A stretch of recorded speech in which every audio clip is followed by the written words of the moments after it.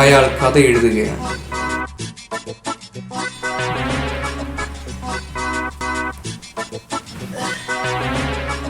ചേട്ടായി, ഇവിടെ ഈ ഷോർട്ട് ഫിലിംകാരെ കൊണ്ട് തട്ടിയിട്ട് നടക്കാൻ പോയി. ഇതൊക്കെ നമ്മളൊരു പാഷന് വേണ്ടി സന്തോഷത്തിനോട് ചെയ്യുന്നത് അല്ലേ?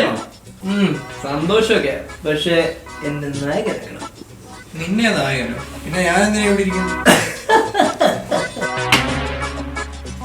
പാലില്ലല്ലേ? അതെ, ഇത്രയും പേരുടെ കട്ടൻ കാപ്പി ഉണ്ടാക്കി പാല് ഞങ്ങൾക്കറിയാം. കാപ്പി നോക്കി ഇരുന്നാ മതിയോ?